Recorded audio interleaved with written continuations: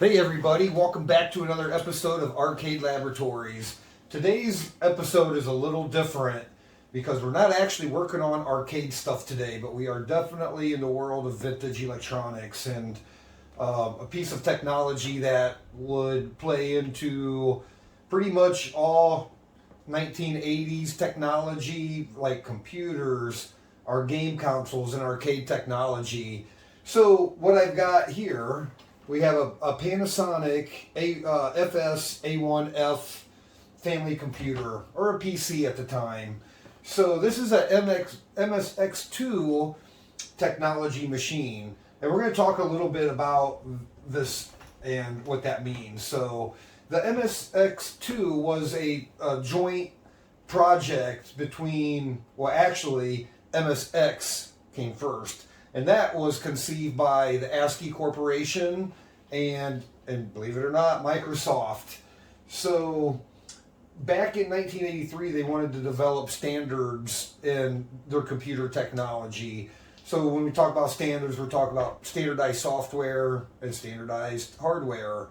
So they came up with this idea to standardize computers, which is very much a thing for today, interoperability. So there's a lot of going back and forth of what MSX means, and I think the original concept of MSX was machines with software exchangeability, MSX. So I picked up an MSX here in Thailand, not working, and I was able to get this thing back to life, and we're getting ready to put the board back in.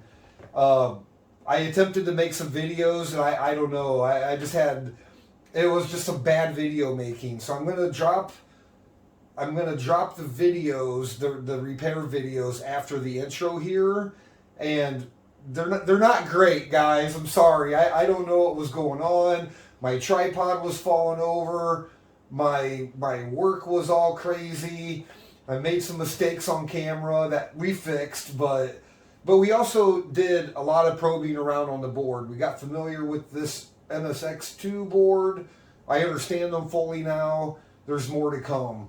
So this particular board is mostly fixed. It was dead, had a clock issue, fixed the clock issue, and this now, I believe the V9938 chip has really weak green and red signals coming straight out of the 9938, and I think it has a dirty ground somewhere.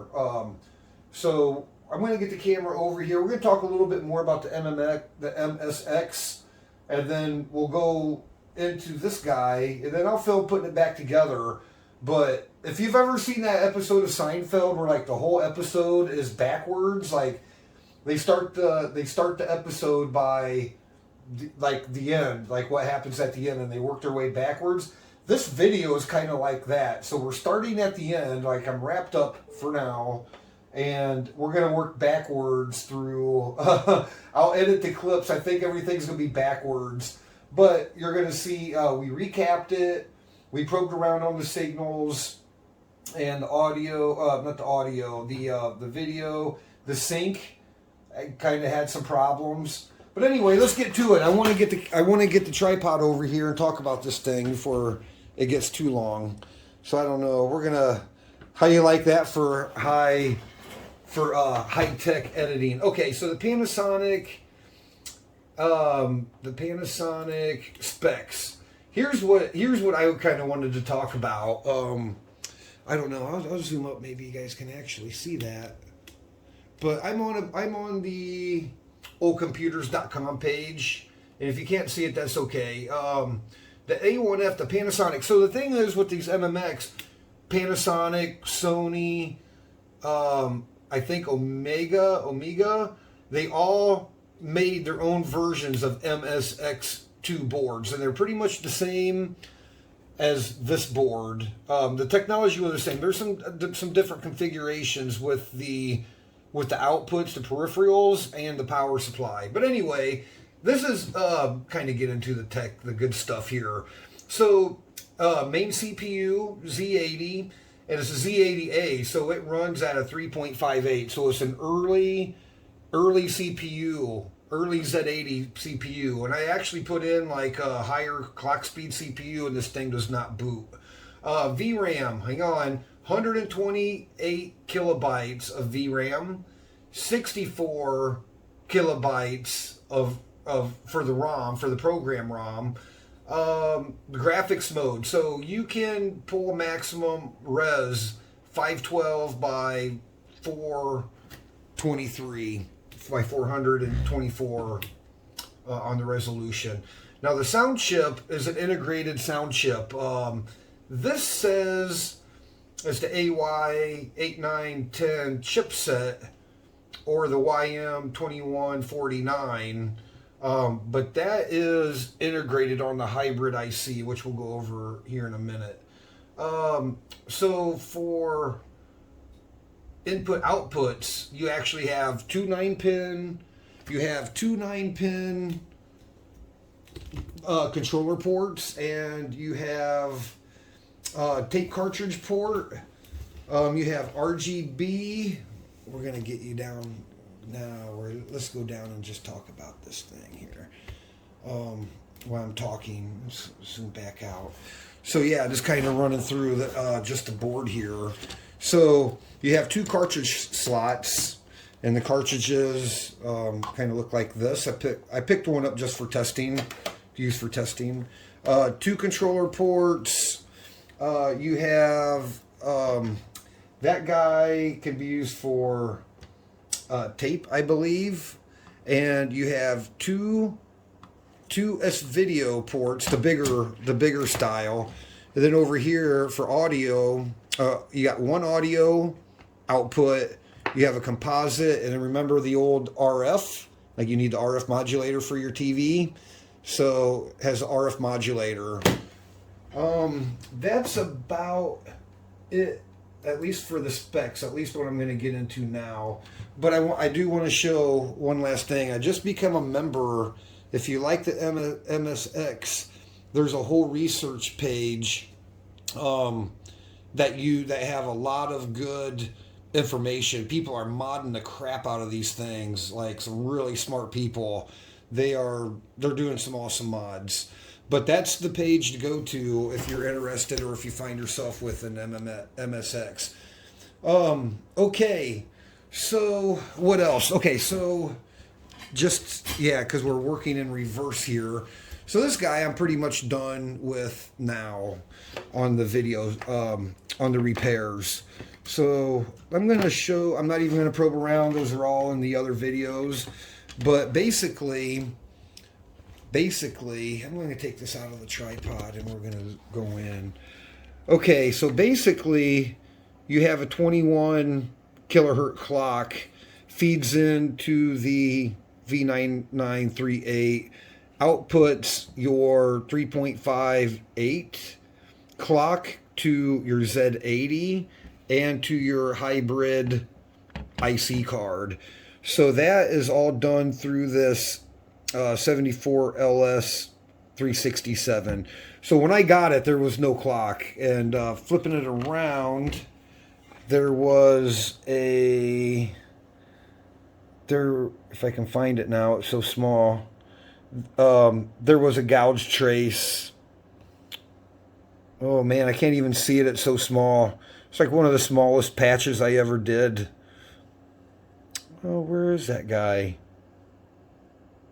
Oh, it's right there. It's right there. It's hard to see. Right there. See that little piece of wire? Haven't solder masked it yet. Gouged. So a previous tech had been in here and they goofed up a lot of stuff. I had to fix a lot of rework. So they had... Hey guys, hey, it's me, Keith. Take a pit. We gotta flip back. So there was a lot of bad work. So there is a clock signal coming straight off of this V9938, and they had it jumpered straight to the Z80. This is your main CPU. They had it jumpered straight to there, but what they didn't realize, you have to get that inversion from the logic chip for your clock to count okay. And then another thing, where it was, they didn't have anything jumped to feed the clock into this hybrid IC. And since we're here, let's talk about this guy. So this is a hybrid video and audio IC. So they use kind of like a Sony, I call it like a mixer chip, not really a logic chip. It's mixer chip. So you have your video mixing here, you have composite, red, blue, green, some output, sound in, sound out, same thing down here, have sound chip. And this board, it's kind of clean now. It was completely oxidized. I cleaned the crap out of this thing. So it does have these surface mount capacitors that are known to fail, and I went ahead and replaced those. So you can see all new caps. And so to try to sort the noise issue, I recapped the whole board. This array of caps is for your red, blue, green, and your C-Sync. I think that's a filter cap. I really didn't study too much where that guy is. You have two capacitors here. You have one under here. Have one here. Have some more caps. I recapped the whole thing to try to get the noise down. But I do believe the noise is generating back here in the power supply. I did not recap this yet. So, okay. That is about the quick and dirty. Not finished. So somebody had replaced this Z80 chip, the socket, and it was awful. They lifted so many freaking pads on that Z80, and I was able to fix most of them. Unfortunately, that guy, I think, was broken in a weird spot. I don't like jumpers, but I ended up using one. I had the jumper there, and then I had to have a jumper here. But there was, I think, probably eight or nine damaged pads and traces here. It was bad. So I spent a lot of time there. I actually pulled this EEPROM program board off so I can inspect the underside of it and the underside of that board and clean it. I wanted to see what was going on. I reflowed the header pins on all of these, and I did replace the capacitors here for the video output, and I cleaned the crap out of it. I cleaned the ports. I cleaned everything up as well as I could. So that's about all there on the board. You'll see in the other awful videos.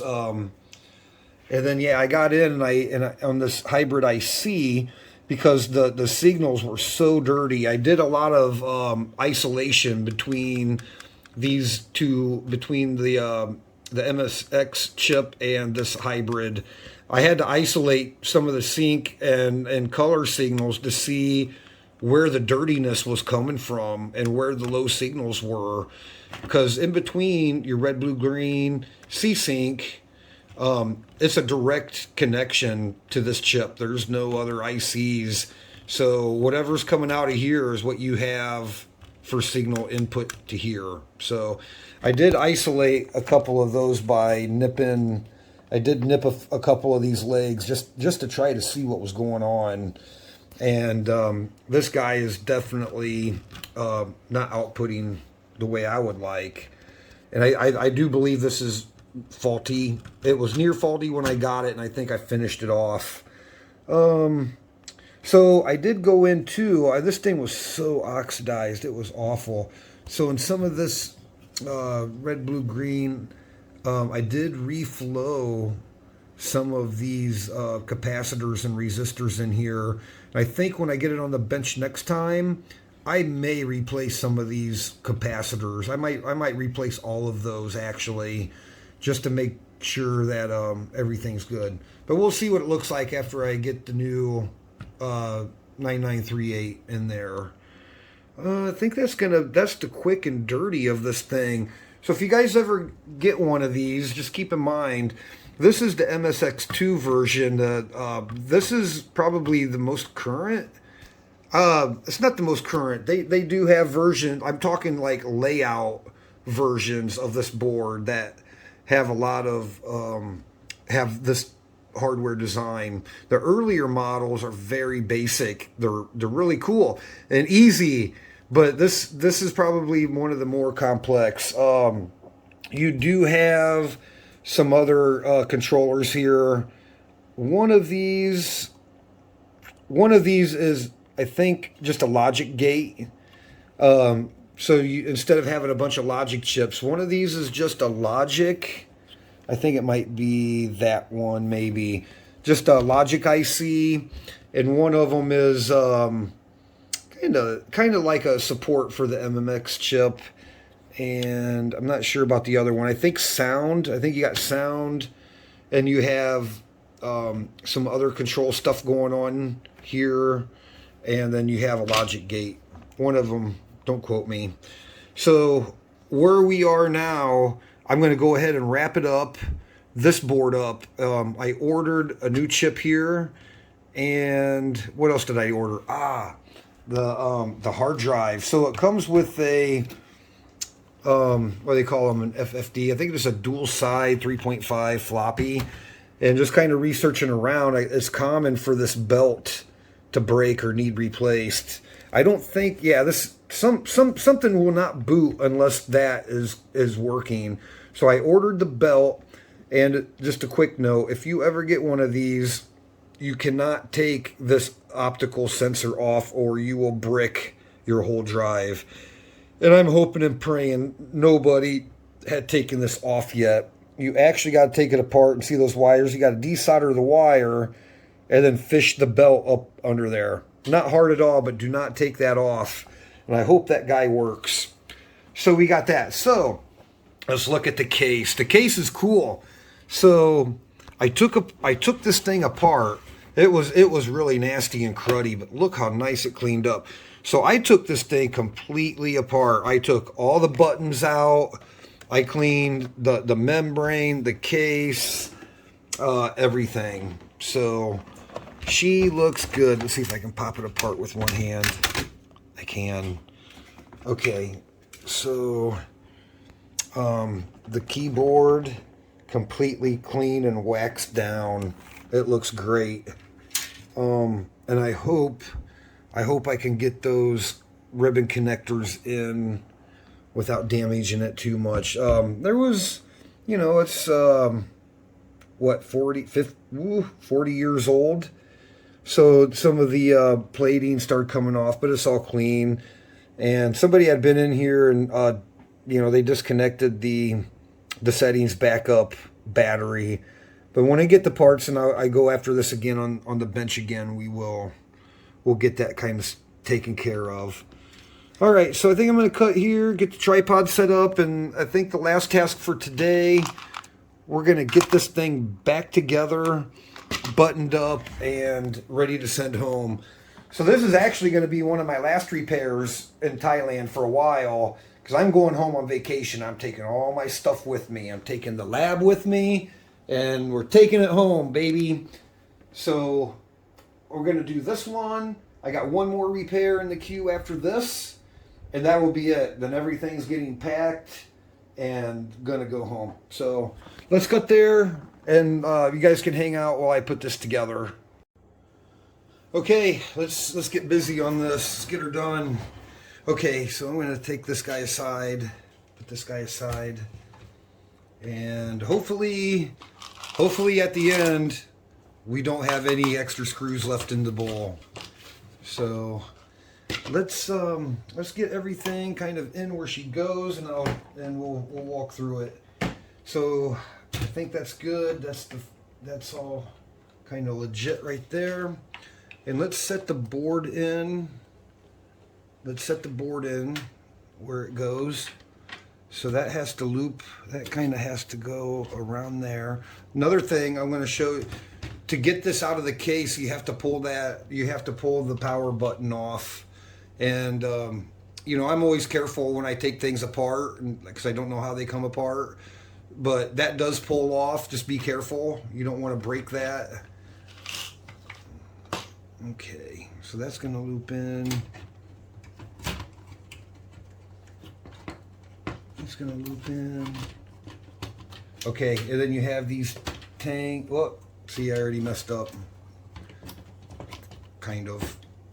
Yeah, it's a little bit of a pain. You got a couple things hanging you up. You have these tanks, retainer tanks, that have to go through the slot. So I think we angle it down. Yep, angle it down, hook it in, and then boom, drops right in. Okay, and then let's get the power supply and the audio seated down in there. Same thing. The reset button here, it's got to fish in. It's got to fish in. Yeah, there's a lot of moving parts here. Let's see.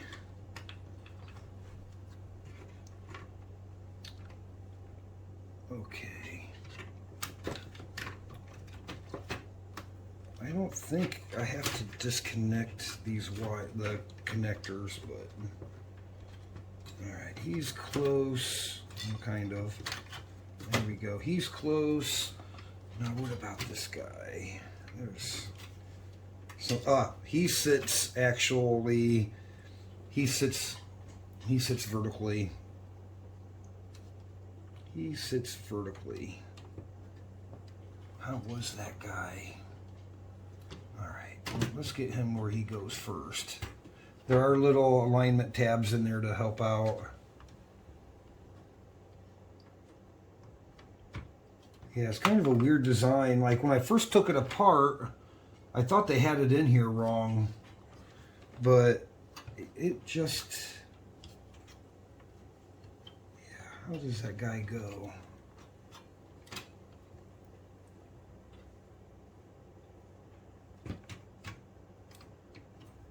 Let's see. It cannot go like that. Yeah, he sits vertically in here. I think he was... I see how it goes, but this is in the way. Yeah, it should sit like that. I wonder... Now I'm looking at this thinking how it was when I got it, where this guy, I think, was just kind of in here. I wonder if some of this sheeting is actually from a different machine, because this oh, I see. Okay, for some reason that got bent down. All right, there we go. That makes sense. I wonder if the last guy didn't have that together right. And then that pushed on the tantalums. Yeah, just always careful handling your parts. There we go. It has these tabs here that board sits in. Okay, get that light better or worse.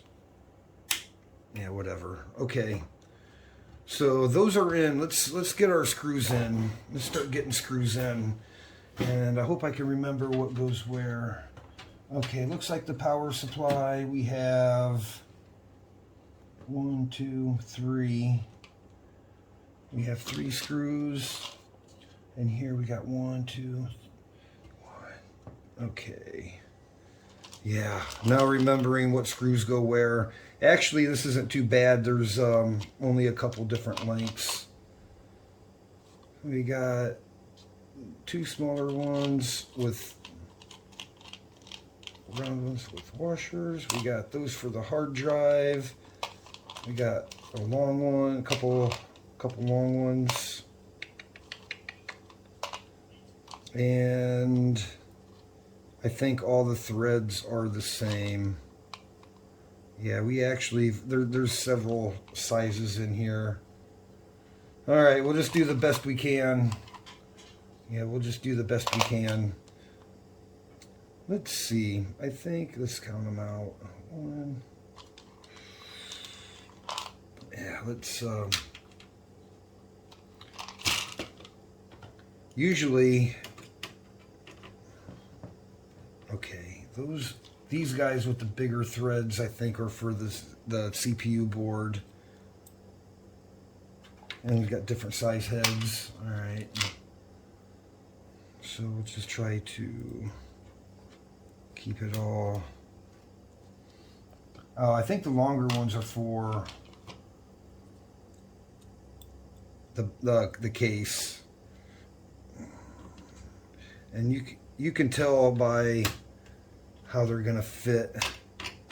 Yeah, here we go. Another hour-long video putting screws in. That's okay. I'm going to separate these out a little bit. Hang on, we'll be back. I'm going to pause. Okay, so I don't know if you can see up here. I have my screws separated out and counted out.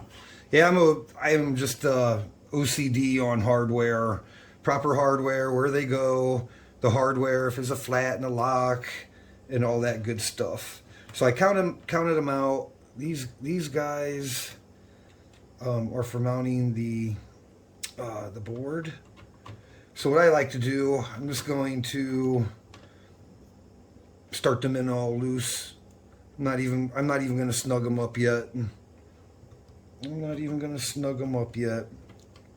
I'm just going to get them all started, make sure all the thread towers are okay, make sure everything's seated properly.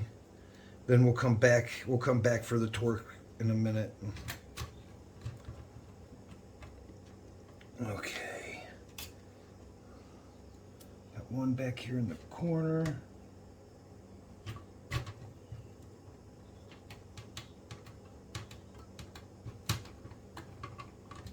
Okay. And then we got two for the power supply. Actually three, but one of them's going to be different because it has a metal grounding plane on it. So that guy, this guy,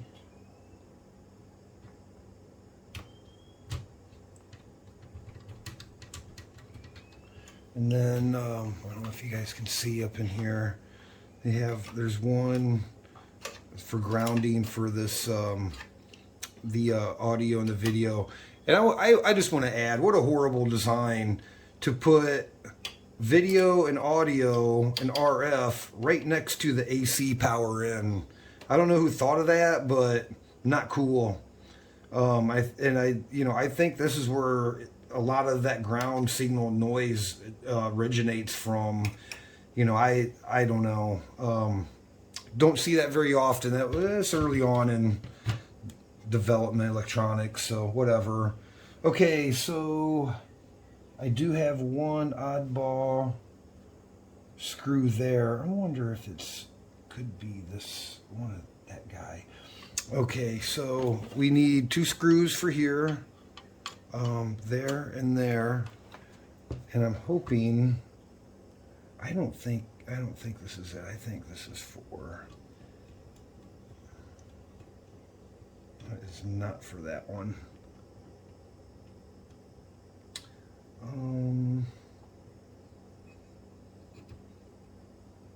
Let's see. Maybe for here. Process of elimination. No, not for that one. It's not starting right. I think I got, okay, I think I see. I got three screws.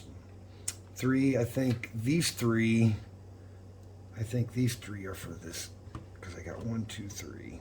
That makes sense. Oh, that screw actually may be way too long. Yeah, that is not the one either. That does not go there.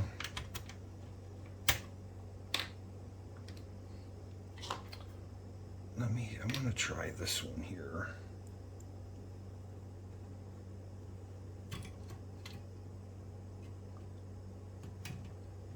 I think those are way too long. Yeah, I can tell by the way it's starting in. Those are not the right ones. Those are not the right ones. Okay, let's move on. So So we have that guy.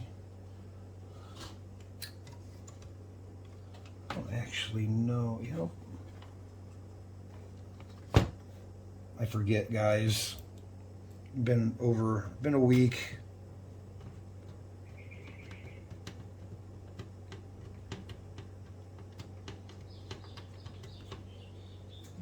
I don't think that goes there.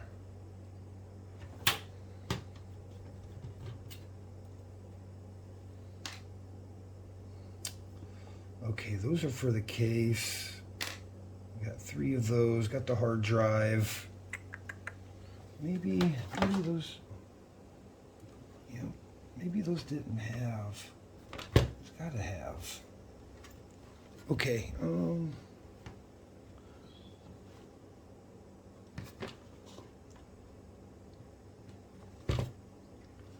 I might be full of it. I think these screws are the ones.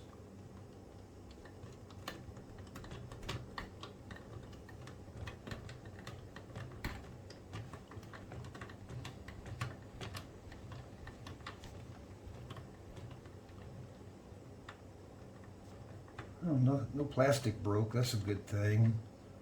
All right, I'm going for the torque on that one. Let's just torque this. Yeah, you don't want to over torque these, but they need to be snug as well. So, and with these, I found that the screws they're soft. These screws are so soft. So use a good screwdriver. Use a good screwdriver with a good tip. Okay. So let's go.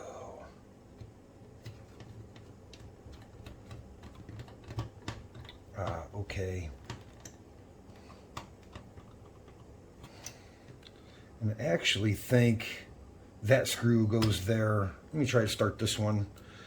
Yeah, you guys get to hang out while I get OCD about hardware. That's okay. That's an important part. You know, that's the thing about electronics. People don't understand this. Electronics is very mechanical too. You got to have skills in both, really, to be a good technician. Okay, we're going to go for the torque. All right, we're going to go around, just go torque. We're going to torque these guys. Survive the trip to America.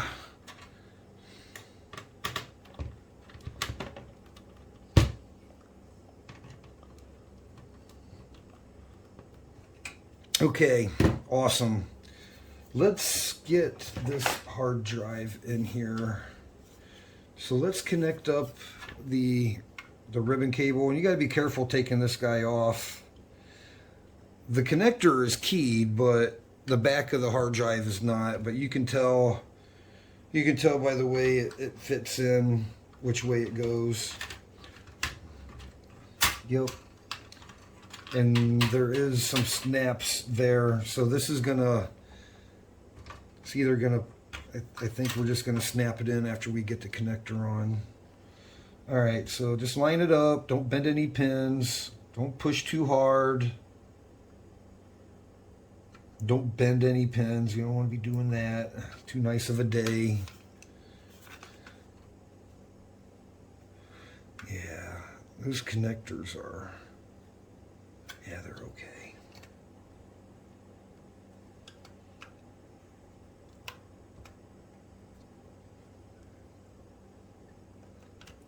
There we go. Okay. Let's get this guy where he belongs. Yeah, I'll be doing more on this. I've got the belt coming. I'm gonna look at that. I think that clips on the back of that. That's kind of crazy.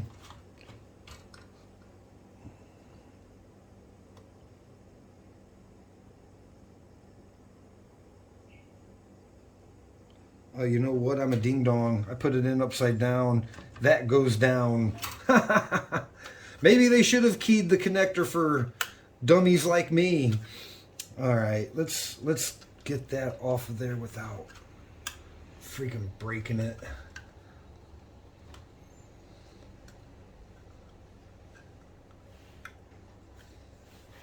Okay, I need a screwdriver. Just go slowly, guys. I wondered. Let's work that guy back out. It's in there pretty tight. Yeah, this has been the whole experience with this guy. I don't want to break that thing, getting it back off. But I do need to get in there somehow and give it a little. You don't want to damage that ribbon connector. I remember getting that off the first time was not easy. You can't just, and you don't want to pull on the cable. Don't pull on the cable. Okay, here's a smaller. Where's my small one? All right. Oh yeah, welcome back to how the rest of the footage has been going. Dropping stuff. Okay.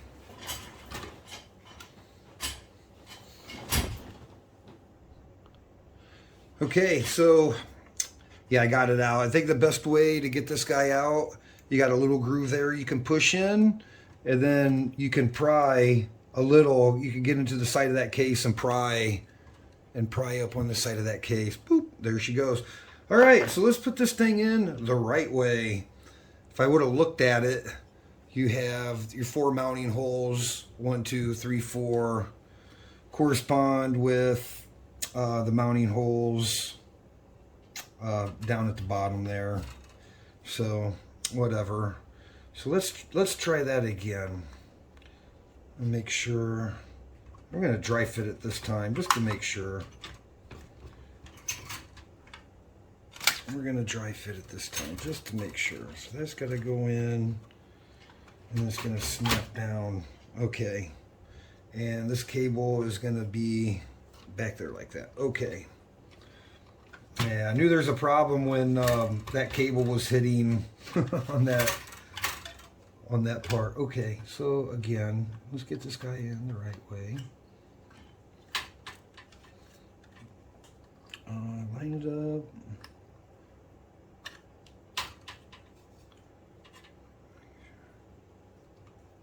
Yep, it can't go. It cannot go. It cannot go the other way. Yep. All right. Just double checking again. Oh yeah, that actually feels better too. Yeah, that's a pretty hard seat. There. So let's get the front in. Boom. Yeah, just like, okay, there we go. All right, that's that guy. So he actually fastens from the bottom. Okay. Good Lord. Let's see. All right. Am I missing any screws? I think not at this point. So now this is like what the part I've been dreading. Getting this keyboard back in properly. Okay, wish me luck, guys. Let's see if I can flip that completely over. Let me put something under here. A couple things under here. If I can't prop him up, okay. So all right, so this cable is going to be on the outside. All right, guys, let's wish me luck. I'm not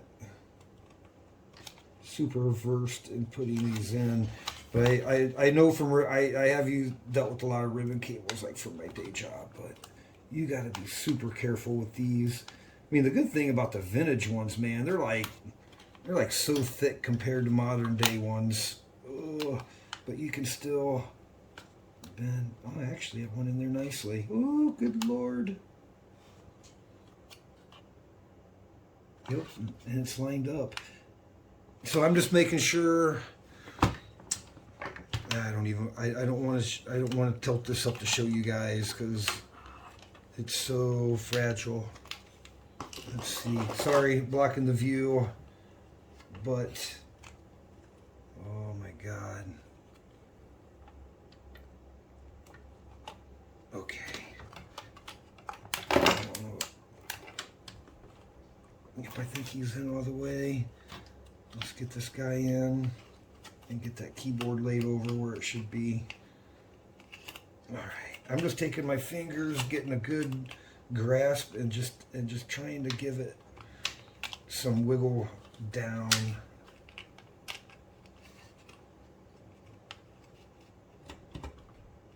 Pinch it in the middle. Pinch it at the end. Why isn't he starting? There it goes. There it goes. Good Lord. I don't know if there's a secret or a technique for these guys, but that's it. This side needs to go down just a little more. Let's see if I can flip it over and get some of that tension off of it. I actually need like another pair of hands. There we go. All right. Sorry that's not on film very good, but I can't risk damaging this because that will definitely be a showstopper. If you break this ribbon cable, you're done. The whole machine is crap. Oh my God. Let's see now if it will. Gosh. Man, that's just very delicate. All right, let's get this guy back over here. So it does have alignment tabs. It's got a tab on each corner, like it's like a nubby. All right, good deal. So 4 screws for this guy. 4 screws for this guy, and we got 4 screws right there. That's good. So let's get this guy fastened down. Yeah, I like the design of this thing. You know, minus the power supply and being next to the composite or the component out. Other than that, it's pretty well built. These were actually made on the cheap. Wait. Yeah, these were actually like a budget computer, a budget version. Okay, what's the deal here? I don't think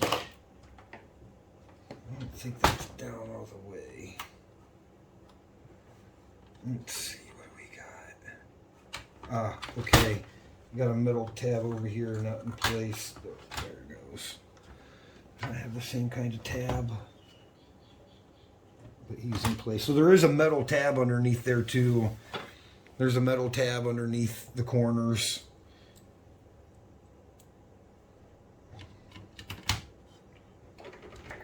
What's the deal with that guy? Oh, maybe this is where one of the longer ones go. Yeah, that is a no-go. These two are no-go. Uh-oh, why? Why are those a no-go? Yeah, it's like they're too small. Too small a thread. Maybe. No. I'm wondering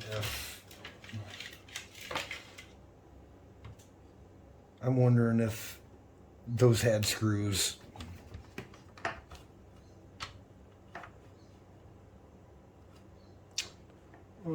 Just looking under there.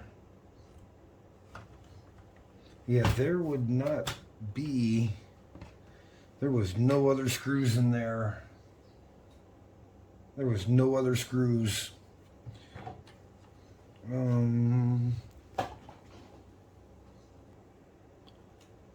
Okay, figured it out. These screws, these 2 front keyboard screws actually come up from the bottom. So we're okay. So we are okay there, guys. So yeah, that keyboard looks good.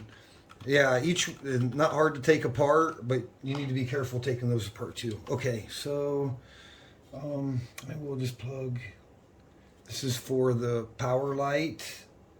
Let's just plug him in, and I think we're there, guys. And then everything else will go in from the other side. Make sure she snaps together. Bam, bam. Make sure your electrical cord. Yeah, she's not quite snapped in.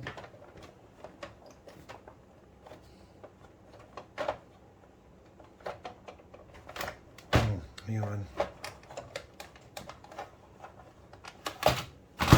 Oh, wait. Let's make sure that guy is fully seated. Make sure nothing's caught up there.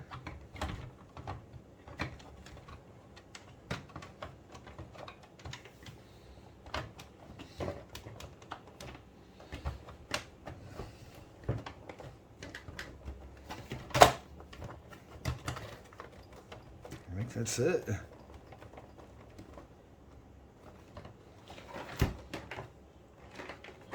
Not it. The back is not. The back is not seated. I think that electrical cord is off 90. I think this guy is off 90. There we go. Just has a heck of a twist in it. There we go. That should help. Yep, see that?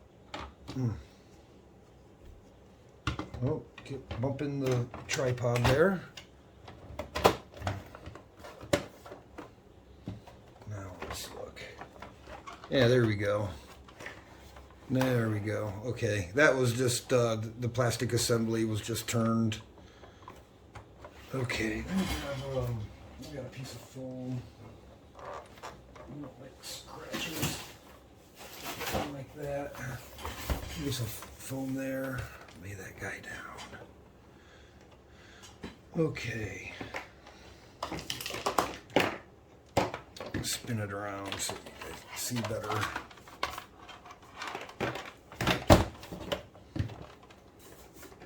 All right, there we go.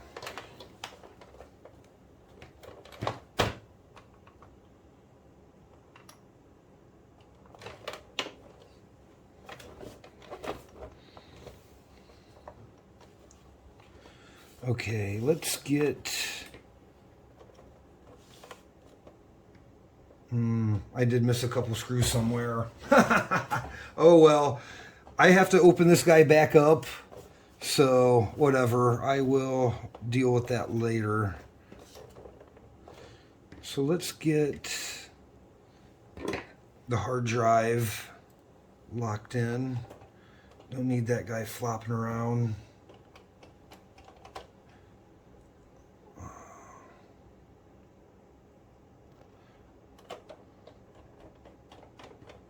I did miss a couple screws. Oh well. Okay, so I think, let's see, I think that's about it, guys. So the front keyboard, I do believe are these two.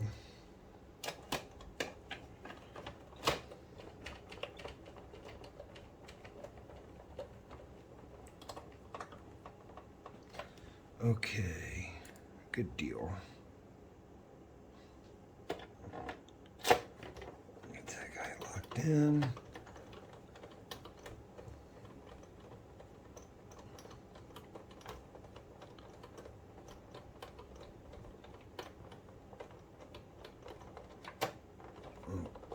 Okay.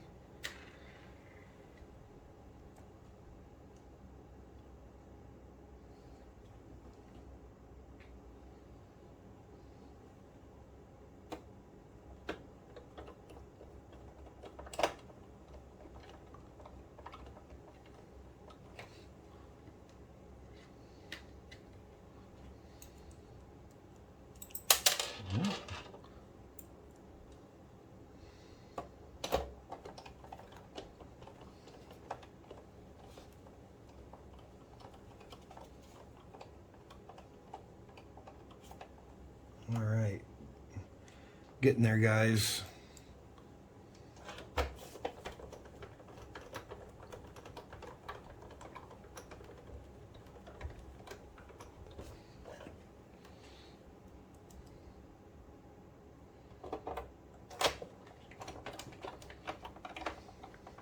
Yeah, I missed 2 screws inside. That's okay. We'll come back to those later. I'll just put them in a little bag. Probably just put them in here. So I have to take this guy back apart. We gotta put the belt in the drive. And there we go, guys. There we go. Fully assembled. 32 minutes. All right. So I think that's gonna call it good for this segment. And yeah, thanks for watching. And I'm gonna come up. All right, so get me in here. So hopefully I'm okay. You guys can see me. Okay, so that completes this part. Buttoning it up, putting it back together. So the following segments, watch at your own discretion. They're probably some of the worst videos I made. Had a lot of problems. My camera kept falling. The angle wasn't good. A lot of focus problems. But the content, there's some good content there for somebody. But this next portion of the rest of this video is just kind of for my reference, because it may be a month or 2 before I get back to here, and I just want to get it edited and get it together and get it dropped in so I can go back and reference it for myself. And there is some useful information. Yeah, we do a lot of probing around and stuff like that. So just keep in mind, don't hold it against me. These the next clips are not all that great. And I'm going to drop in my correspondence videos with my friend Steven over at Frank and Kate. He's awesome, man. He's so smart and he helps me out. But we videoed back and forth about this guy as well. So I'm going to drop those in there for reference because I walk him through a lot of stuff. So, okay, guys, thanks for watching. Hit like and subscribe. Helps me out. I'm going to grow this channel. Just wait. Just wait. Just wait. There's some really cool stuff coming. Okay, see ya. Hey, everybody. We're back here on the bench. Should have been filming this sooner, but this is a continued repair of a Panasonic A1F MSX2 board. So this is going to come later in the video, even though it's my first video. But it's a Panasonic A1F. It was a PC. It's an MSX2. But yeah, these things were cool because they're kind of like a Commodore. These were released in Japan and Australia, not really even Europe or America. And these things, they sold like well over 1 million of them. And you're looking about 1986 when these guys were coming out, and they were legit. They're pretty popular with collectors and stuff. But I picked one up here in Thailand, not working, of course. That's why we're on the bench. So I should have been filming today. So first problem, let's just backtrack. Let me grab my pointer. Let me grab my pointer. Okay, so the MMX2 board has the main CPU is the Z80. Then it has this V9938 Yamaha. This is where all the MMX stuff is contained. You have a couple mask ROMs. I actually pulled. It has a EEPROM daughter board, kind of sits on there upside down. But I pulled that off because the socket. Well, let's see. First off, fired it up. Had no clock. It had no clock to the video and sound daughter board, and no clock kind of to the CPU, to the Z80. So what they had done, they jumped how it works. The clock comes in to the MMX chip and then outputs the system clock. So they had a jumper from, oh, it's actually kind of still there. They had a jumper from the output straight to the Z80. Well, it needs to go through this buffer, this 367. And then so through that 367, the inputs are jumped, and then that feeds your clock to your daughter board, which this had no clock at all. and then the clock on the Z80 was not right because it wasn't going through the buffer. So just for now, I got a jumper going to the backside to this 367, and I got my clock back, and it actually booted up once today, and then it won't boot. So somebody already had this socket off and on, and it was a horrible job. It wasn't seated on there correctly. I could see there was some, they already had a jumper from one of the data lines over, and I just didn't like this at all. And more so, what I didn't like, if I can do it with one hand, this socket is completely bad. I can't hold it and show you. On one side, it's not even tight. It's loose on one side. It is completely loose. Like, it is not. There's no tension left. I was looking down in there. You can see the gap was like super wide. Oh, there it is. See, yeah, it just falls right out. So I decided to take it off, and I wanted to take that daughter board off. I'm probably gonna dump the EEPROM. I'm probably desolder that and dump it. Maybe if they have it online, I might not. But the the computer system works. I do know that. Okay, so let's see if we can zoom you in. I just want to really kind of show the damage and some of the repair here. So you can see all of the, okay, pin 1 lifted trace. 5, 6, and 7 all lifted and damaged. That one looks messed up, but it's actually okay. And then I think this is data line 7, maybe. So I just wanted to get this on film. I'm going to roll this into a repair video. So that's what we're doing now. I'm going to go ahead and get the solder mask. I'm going to solder mask that all up. I'm going to just note down and take some pictures of the repair so I can check it after I put the socket in. Okay, there we are, freestyling. And I'm watching Tears of the Kingdom gameplay. I don't know if I like it or not. Okay, just finished putting the Z80 socket back in. I think it's definitely a much better socket. It's not all loosey-goosey in there. And I only had one jumper I had to do because that trace was broke off down under there.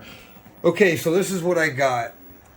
So something is trying to run, and this is what it was doing earlier when it booted.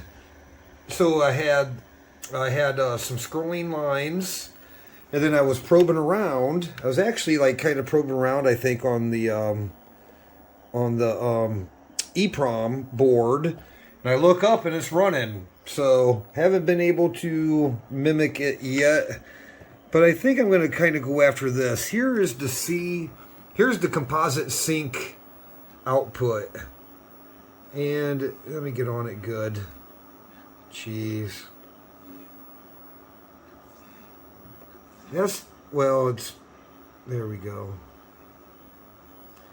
I don't have a good probe. Like, it's very oxidated on there. So there's my composite sync output. So I'm wondering I'm not sure how high up and down those guys should go. So I think I'm going to kind of look at this signal a little bit closer and see if that's actually legit or not. But yeah, that's what it was doing before when it booted. And actually now, since the Z80 came on, you can see I'm getting some extra characters at the end of that bar. Those were not there before I resocketed that Z80. So that's where I'm calling it for the night. We'll jump on it tomorrow. Thanks for watching. Okay, hey, we're back again. So before I went to bed, I tried one more thing. I tried a different Z80. And look what's happening. It's booting. It's booting. The sync signal is horrendous, but it's booting. Check that out, man. Little repair action there. And now we got boot action. That is freaking awesome. So I'm going to leave off tonight. So It's late. I can sleep now. I'm a happy camper. But look at, I'm going to just probe on the sync signal. It's ugly. It's super ugly. I'm going to try to adjust that down where you can... Man, it's so freaking ugly. That's an awful... So that's probably why we're getting that. Yeah, wiggle that a little. Just make sure it's not my... Just make sure it's not my cable. Oh man, let me check some of these inputs. There's the clock on the video sound daughter card. I think the first few are the red, green, blue. Not connected. Yeah, I think that's that might actually be, it's either C-Sync or red, green, blue. I have to look again. Those are just awful. They're just dirty, nasty. But, so that tells me the PROM is okay, the ROM is okay. Yeah, and then we just got some nastiness in the... We just got some nastiness in the video signal. It could be on this card here. I'm gonna have to, yeah, I just have to look at those schematics a little bit more. But hey, there it goes, man. Okay, hey guys, yeah, we're back on the bench with this MSX2 board in not so sunny Thailand. So we've transitioned from sunny season, hot as the 7th ring of hell season, to rainy season. But I like rainy season. So anyway, getting back into this guy. Okay, so when we last fired it up, we fixed the clock. We have good clock signal. Got rid of all the jumpers. Fixed the Z80. And we got like a really wobbly screen. A really bad C-Sync. Really bad, yeah. All the RGB signal. The C-Sync signal is just really dirty. So what we're gonna do, let me get you up here. So this is the audio video card. This is where from your main MSX Yamaha 9938 chip feeds your video signals into the video sound daughter card. They call it a hybrid IC, the HIC. So up here, I've already started removing them. I just ran to the electronics shop. So there's a bunch of capacitors here that filter those signals. So we're going to replace all the capacitors. We're going to replace all the signal capacitors and also all the other electrolytics on this board. So that's kind of where we are. Let's see if I can actually kind of film. I got the desolder gun heating up. We're going to do a few together. I've already got some out. Then my tuk-tuk driver just came and got me, so I had to bug out pretty quick. Alright, so got, from the last video, fixed the solder gun, and all I can say is, oh man, it's freaking awesome now. I had a hole in the pump diaphragm, and man, now it is just awesome.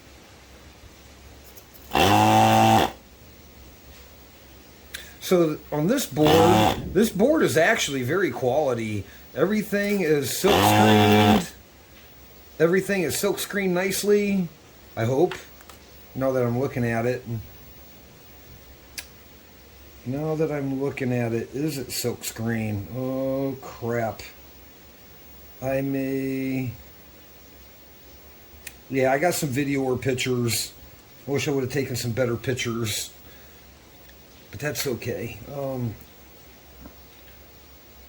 Negative. Okay. All right. Let's continue on. Get this guy out. These are Japanese. These are Japanese capacitors. I did notice some crud and some body expansion on some of them. So we're just going to go ahead and get them all. Yeah. Yep. Okay, yeah, we're just going to do them all, and I'm going to upgrade them. These are all 6.3 volt capacitors, and I'm going to go ahead and upgrade them to like 10 volt. I got a nice stock of 10 volt capacitors with all of these. I think some of them are actually 16. So okay, let's get this guy. I got my notebook off to the side.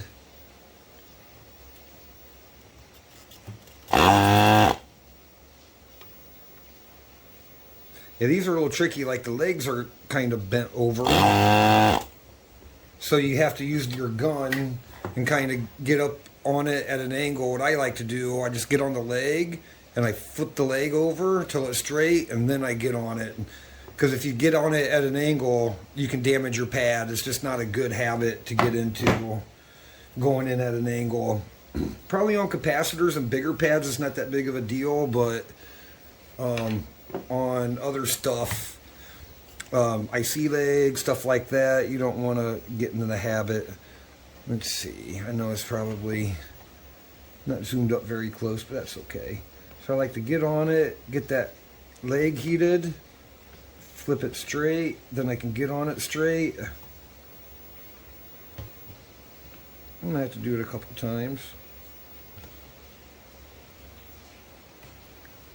Wait. Well, that one's, and sometimes they're frozen into the solder. Oh, God bless it. Yeah, like that big old scratch I just put in my board. Yeah, filming while you're working kinda, it's just a whole nother thing.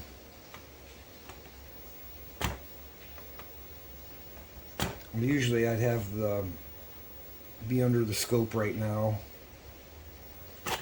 Oh, motherfuck. Okay, we're not filming. Oh, hey everybody, me Keith, Elder Rock, working on this MSX2 board, and I'm doing a cap job on it. We had some really noisy signals. The video signals are awful. And so I just decided to recap the whole board, and I'm going to show you about these surface mount electrolytics. In Japan they call them chemicons. They're surface mount chemicons in Japan. All right, so let's go over here, and I'm going to show you what we have going on these surface mount capacitors on this particular board. So this guy, on this MSX board here, I'm going to try to get that up and kind of point down a little. Okay, and I'm going to zoom in so we can, I just want to film this for posterity. If I can get a good focus. Okay, I think that will work. Let's see. It's not focused very well.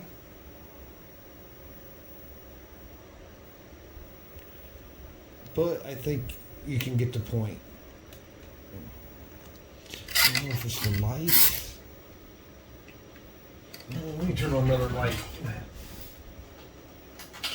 Let's see if that helps. Okay, whatever. Okay, so there's two capacitor that is there. They're the two, what are they? They're 100 microfarad 6.3, and then two 10 microfarad 16 volt. Okay, so let me get my pointer. Okay, so I already started working on these, and you can see I've got one removed here. So basically, it's a capacitor like that. This upside down, but it's a electrolytic can capacitor, and they go onto these surface mount pads. So you got to be careful with these because they will break off. It'll break your pad off, and then you got a shitload of work. You have a buttload of work. Okay, so I saw a method posted on the MSX board on how to remove these guys. So basically, you take your clippers, and we're going to snip the top, And the idea is then to pull it off. So, and you want to cut the orientation of your pins. So in this case, the pin, you can see that first solder pad there and one behind. So orientation is like this. So you want to get in there and cut like that so you don't smash those pins together. Because at the bottom is a little spacer, plastic spacer, and yeah. Okay, so without further ado, let's give this guy a shot. I've never done this before, so let's. All right, boom, there it is. So according to the technique I saw, and then you can come in here and just pull that can off. Let's see if that guy pulls off at all. I don't know if it will. I'm gonna get my hands in the way like that. Okay. So you don't want to pull the pads off. That is the whole idea. It's loose for sure. Just have to. Nope, I pulled that freaking pad. The pad pulled. Damn it. See if we can get under there and get that. Nope, it pulled the freaking pad. See if I can hold that pad down and pull that guy off. Yep, now it's going to get messy, guys. These needle noses with some grip. And I need a better base. There we go. Now, let's see if I can pull this off. It's okay if that pad lifted a little. Nope. Pulled the whole freaking pad off with it. Gosh darn it. Oh well. What's a little. See it? Damn it. That's okay. And then the lead actually broke. The other pad is still okay. Let's see if we can get this other one off. Yeah, that technique did not work at all. Let's see if we can't get this one any better. Alright, let's give this guy a snip.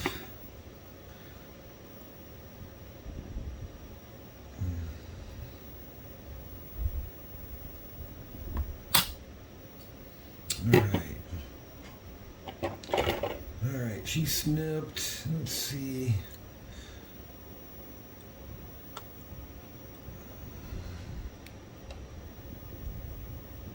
See if I can get under there and maybe pry it. So the idea is the can will come off and leave the electrodes, and then you can just lift that black spacer off. Whoop, I think this was actually coming. And then you can lift that black spacer off, nip your legs, and get at that solder, get at those pads. Yeah. But let's, yep,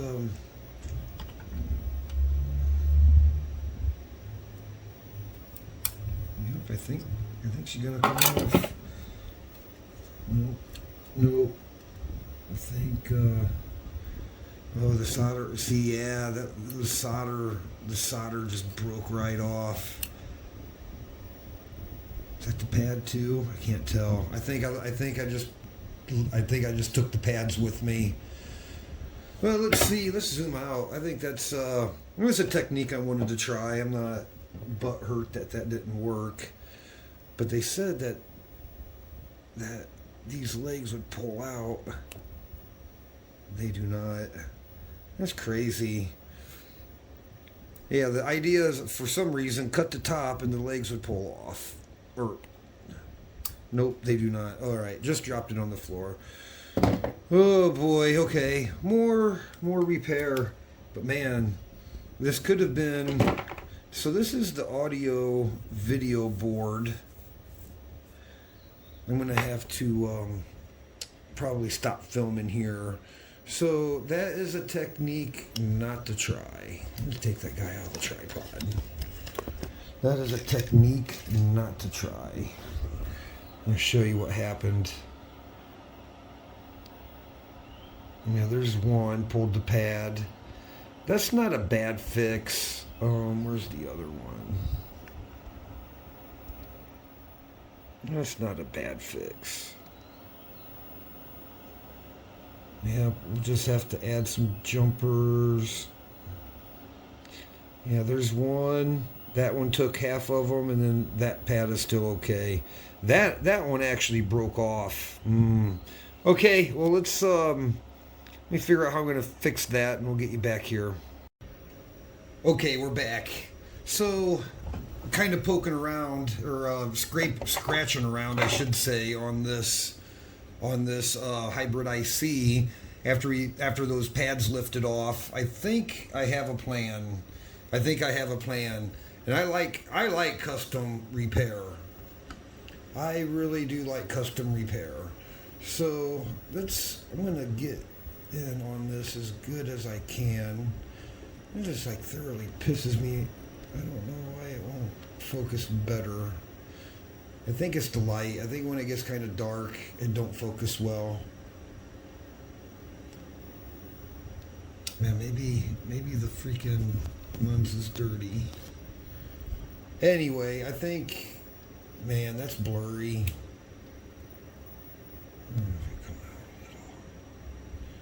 Yeah, maybe if you come out a little. Okay, I'm gonna try to adjust this in. I really want to get a good angle here. Okay. Let's see, where are we? And I think I can do it without my lens, without the overhead lens. Alright. There we go. Kinda, man, it's not clear at all.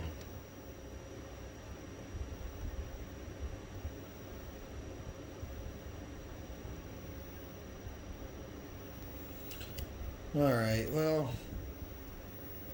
I hate that for you guys, but we'll get better.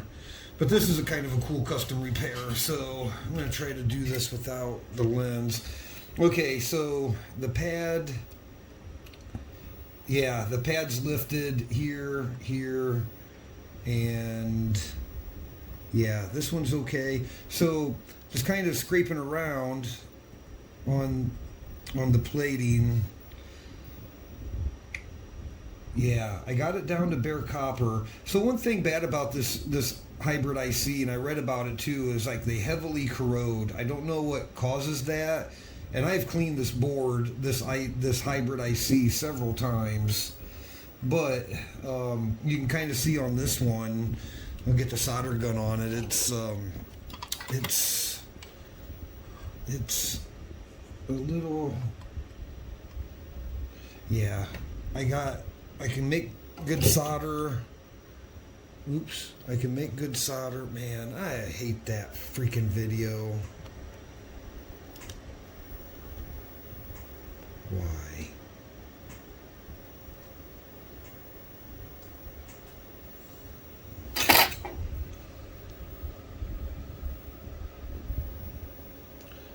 Yeah, I'm sorry guys, that just really sucks.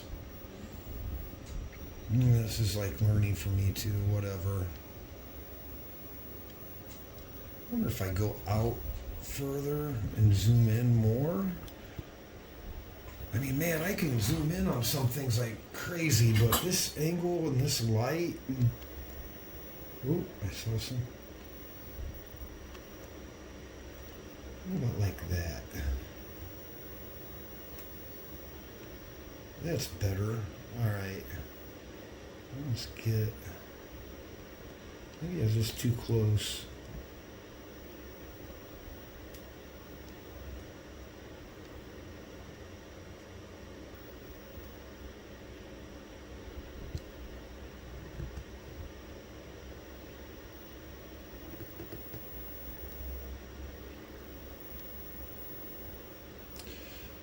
There we go. That is a heck of a lot better. Okay, cool. Okay, so pulled the pad here. That's the PCB material there. Same.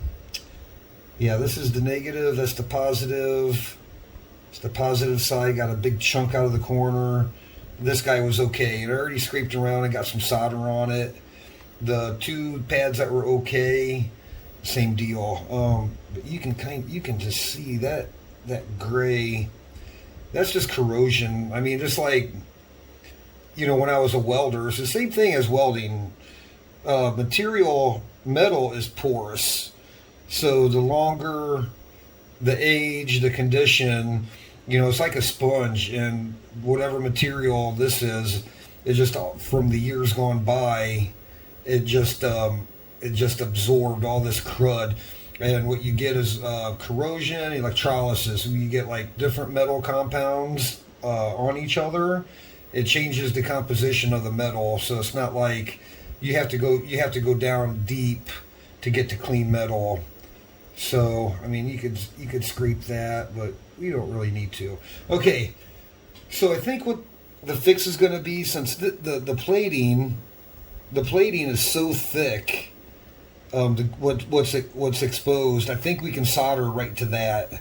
So I think we're going to flux that up. We're going to get some solder on it, and then I think we're just going to solder the legs right into that. And since they're can style, I think we can lay them over and have a good form factor. So what you want to consider in custom work, you want to consider conductivity. You know, you need to make good contact.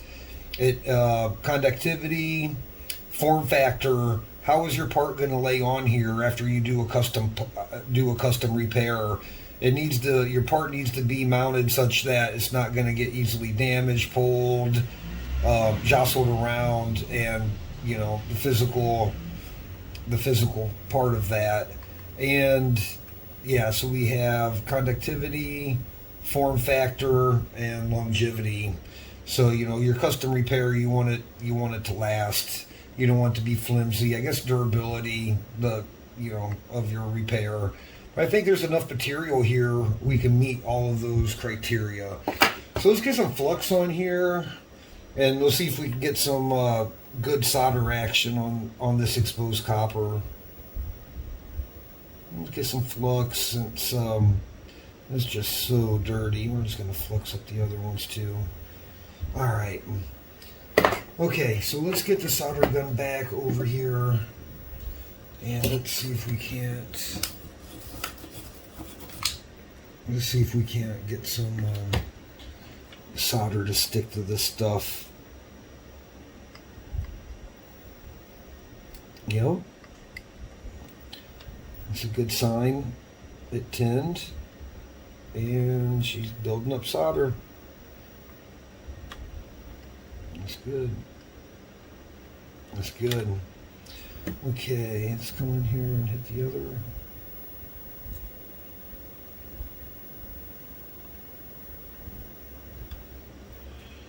Yeah, really not gonna know how this stuff is gonna react. You put some heat on it.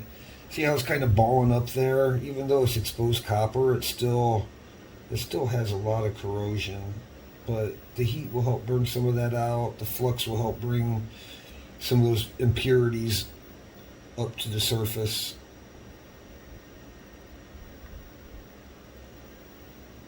There we go. Okay, that's not bad. Let me get the capacitors over here.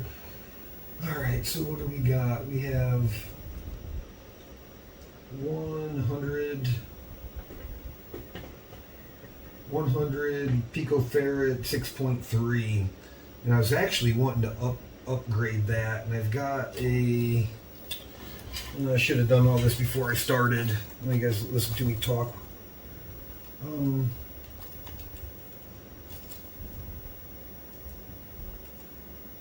Let's see, 125. Yeah, so I think I'm going to update the. Oh, I got 100. Let me go 116. The 6.3 volts. So 106. Nope, that's 1016. 1016, yep, need 2 of these.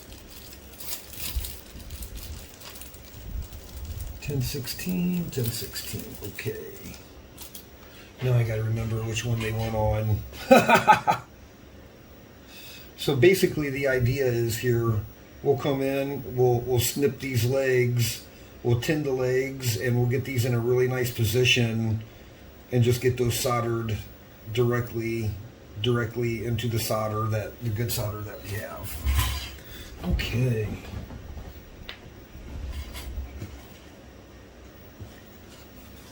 Let's see. This first one is a 100.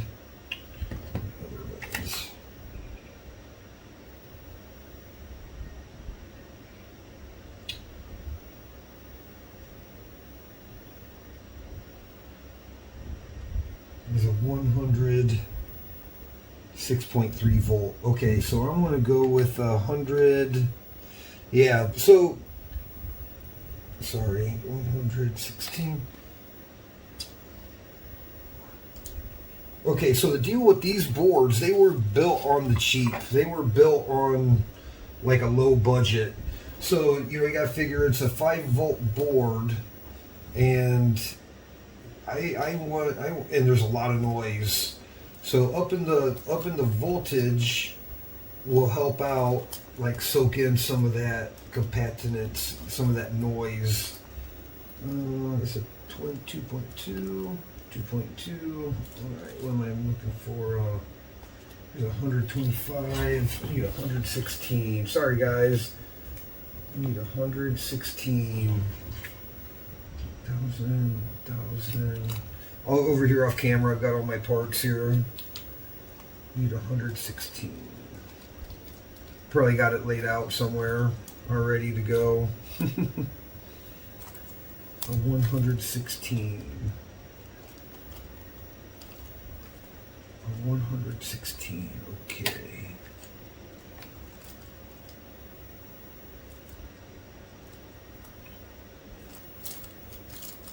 A 116. All right, I'm going to stop that. Okay, hey guys, we're back. We got the camera set. Finally, it took me forever. So, back on this hybrid IC of this MSX2 board, where we just removed the surface mount capacitors, and you can see that they pulled the pads off. So what I love custom repair. So what I think about when I do custom repair is, you know, the durability of the fix, the conductivity of the fix, and the form factor. So you want your repair to be durable. You don't want, you know, in form factor. Durable and form factor. The parts have got to lay on there nice. They don't have to be exactly how they had them factory. Form factor, again, you don't want your parts laying, you know, in a nice safe spot where they're not going to get damaged, torn off, or cause shorts anywhere. Conductivity, you need a good connection. And what was the other one? So let's get started with that. So this board was heavily oxidized, so you can see where the pads pulled up. So I was able to scrape things away, and then kind of going through it, solder and testing if I can get some solder to stick. And then I think what I'm going to do with this one, what I determined I kind of want to do, the plating, the backing, the ground plane, not the ground plane, the planes are actually nice thick copper, even with the pad gone. So I think I got new solder to stick everywhere pretty robustly. So I'm going to go ahead and clip my capacitor legs, and we're going to solder directly onto the pools I had already kind of made.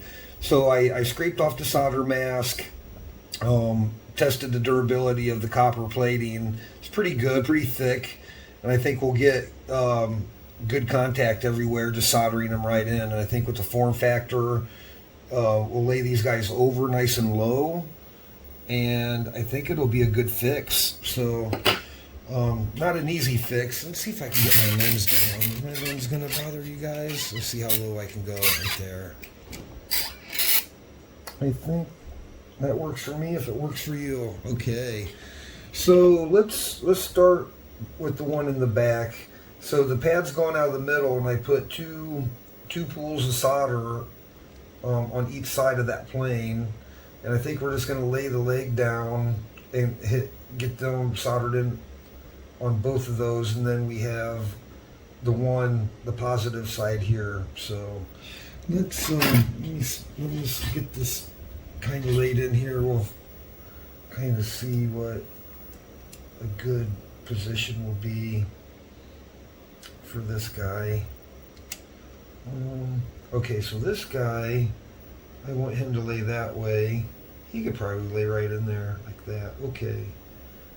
Positive, negative. Okay. So let's get my tweezers. Need to form him up, like size him up where I need to cut.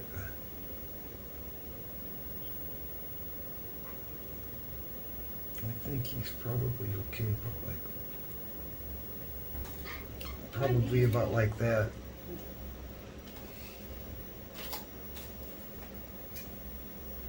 Okay, let me grab my snippers. Snip him.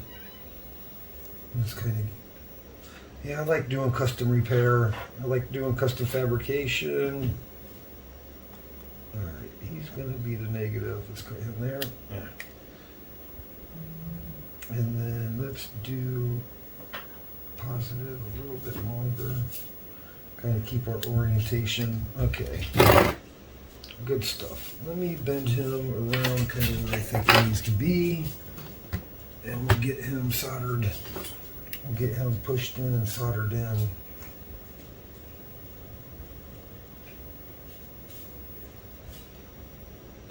Yeah, not going to be totally easy. But I think it'll be a pretty decent fix. I'm going to put some offset into him, into these legs. Something like that.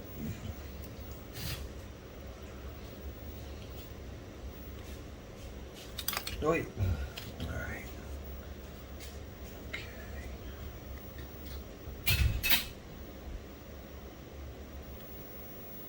Yep, like that's about like I want it. Okay, bend that around a little.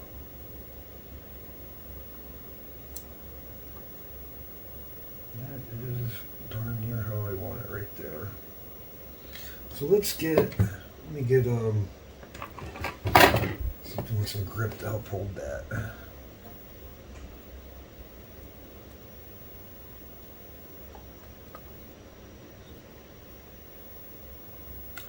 Yep, you just got to take your time.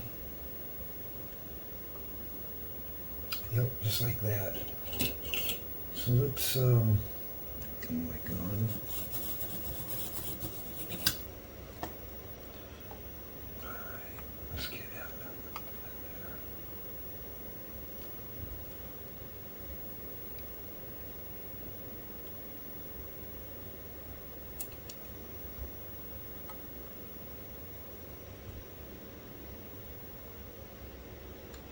Just like that.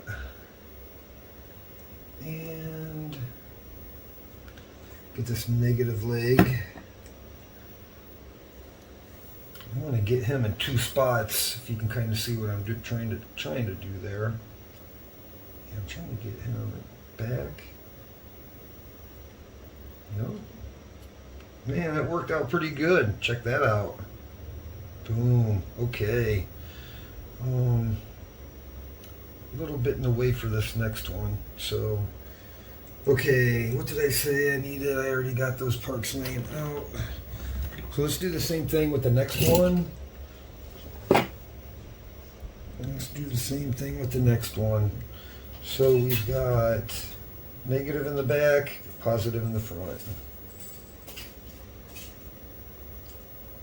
Negative in the back, positive in the front. Okay. So he's going to be, let's give him some offset as well. Kind of start getting him shaped up. I'm going to bend him up for now.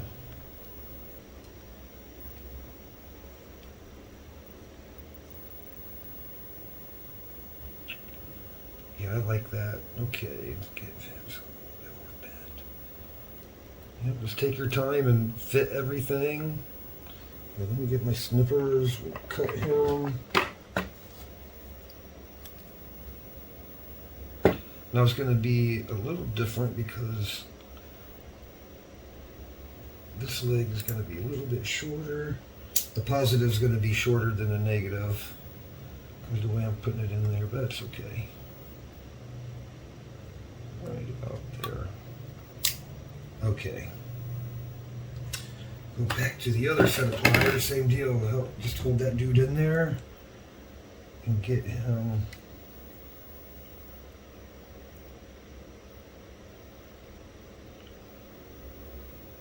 Squeeze him together just a little. Yep, like that.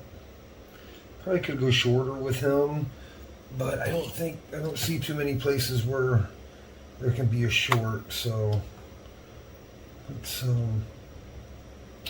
actually even doing it left-handed for you guys.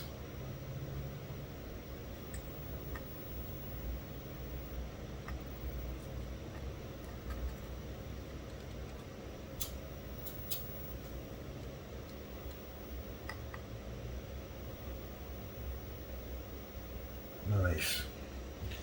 Alright, gonna flip-a-roo, change hands, come to this side. I'm gonna hold that leg over just a little. Try not to drop my tools.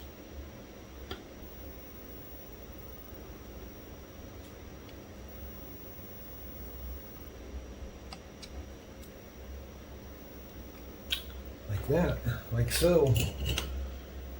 Okay. That feels pretty good actually. Yeah, there's a potential for short here, but we'll bend him up out of the way. We'll come back and rebend those. Those are solid. Those are solid. Okay. Now we got to do the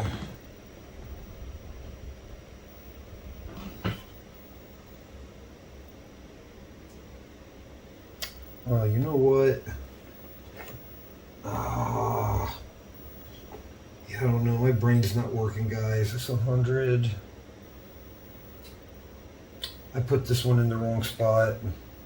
That's bless it. Oh, shit.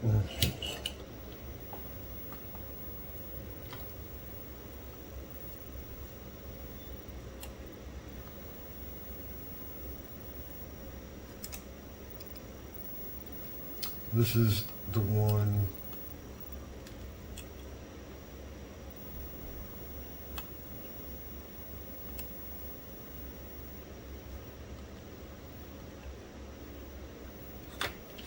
That was definitely a good solder job.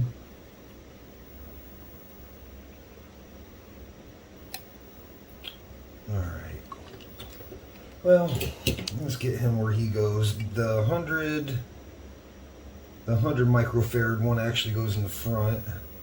Positive and negative, so he actually goes around this other way. And I wanted him like this.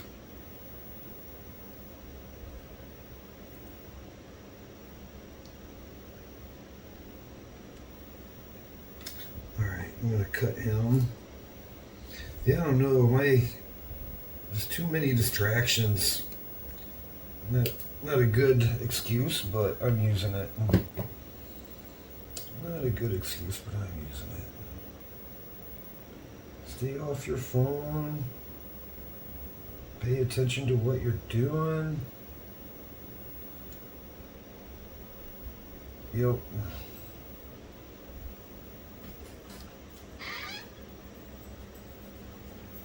How's the film look? We're rolling. Can you see my work okay?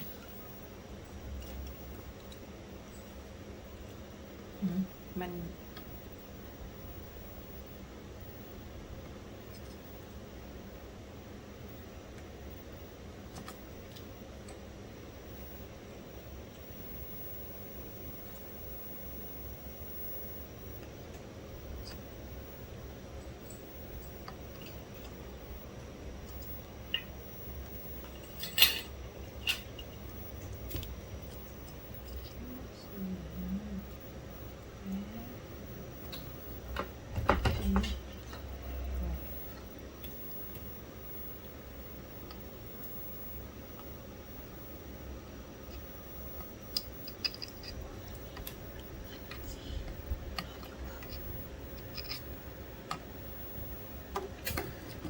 Yep, what am I talking about? Paying attention. Just soldered that on wrong polarity. Oh, good Lord, guys. Can't make this up. But I hope.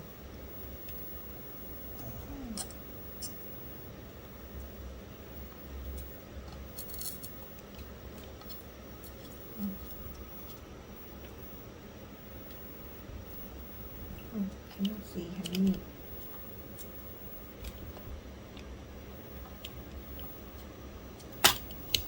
You can stop it. Okay, we're back with the MSX2 board after the recap. Tried to make some film and wasn't really going that good today. So, anyway, new cap. We have new power supply caps, all new caps in the video sync section, the RGB and sync section. And that's what I was really after, just to hopefully smooth the signal out. And I put a couple new, two new caps over here in this external, I guess it'd be a component output, sound output, RF output, daughter card. So I think everything is in here okay. With how today went, it's really hard to tell. So, so what I did, these were all 6.3 volt caps. And I think they just put the bare minimum size. And given the amount of noise everywhere, I went ahead and I had 16 volt. So I kept the capacitance value and we just upped the voltage of all the capacitors. So without further ado, I'm going to power this on and step away in case any are in backwards. So let's power on, power on. See what we got. Well, by golly, it smoothed out. I still got some weirdness with some lines, but let's see if it boots. Come on, baby. That is a lot more stable. All right. I guess my day wasn't a wash. I mean, there's still some weirdness in there, but I think that is way better of a picture. I know it's not perfect, but it's way better. So the caps did some stuff. All right, so I got a mess going on. Got a total freaking mess. So I'm going to clean up. I think I'm going to go ahead and clean up and take a break. And then next thing we'll do some more probing around. See if we can't find the source of that waviness. Okay, we'll be back. All right, just sitting back, taking a breather from this MSX2 board. So, had a new plan today. Had a new plan of some troubleshooting. Thanks to my friend Steven. So, as we knew before, that screen was all wobbly. But check it out, it's stable now.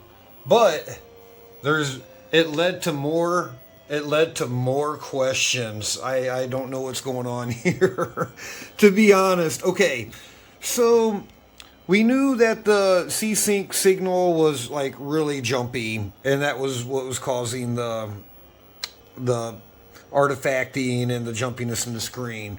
Okay, so on this MSX chip, there is a horizontal and vertical out. Okay, and so the thought was, use that signal to go through a component to composite converter and see what it looked like. So we kind of knew, because me and my friend Steven kind of looked at this, the vertical output was 600 kilohertz, 10 times standard resolution, but the horizontal output was clean. Perfectly clean. So I'm like, okay, we'll hook it up and give it a shot. So just using my Defender, my Williams, my Williams converter there, went ahead and hooked it up. Horizontal, vertical sync, red, green, and blue, and ground, video ground here. So the results were expected here, but not expected here. So I'm actually running component output at the same time. the screen is smoothed out. There's no jumpiness, but we still have some artifacting over here. So, because I don't have enough hands, I would show you. So now, if I disconnect my harness to the my super gun, the game won't even boot. Now I have there will be no composite, or no vertical, no horizontal, no red, green, or blue signals if I disconnect this. So I haven't tried desoldering all these wires to see if that was the deal. But I do know from some experimenting around that ground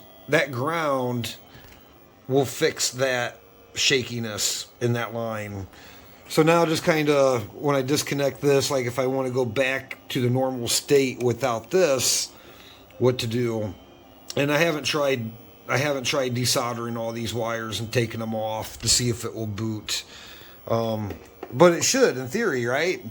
So at least in my mind, if I disconnect that, isolate that from the super gun, yes, have some leads of wire, could be some extra impedance or something causing the issue. But if I disconnect that, this output should still be fine. Nothing's been tampered with there. So bizarre.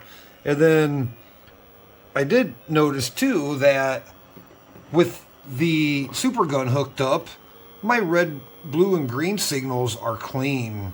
Look at that. Red, green, blue, and also that's ground. Look how smooth that ground is compared to some earlier footage and probage of the ground where there was like definitely there's like over a half volt of noise. So something about getting it grounded definitely helped. That I'm not too worried about. That's 600 kilohertz on the vertical. So, and I don't have it in me today to build a counter or a clock and break that down. So, and there's still artifacting, and with the game cartridge in, it's still kind of, the color's still kind of messed up. It goes black and white, it loses chroma, and then gets color, and then goes back. So that's where I'm going to let this dude sit for a while. I'm going to have to think about this. I think maybe, I don't know, thinking it's a ground problem, and I know the ground noise is loud right out of this power supply. Maybe I'll go through and just recap this and see if that kind of helps out. So that's it. That's kind of weird, huh?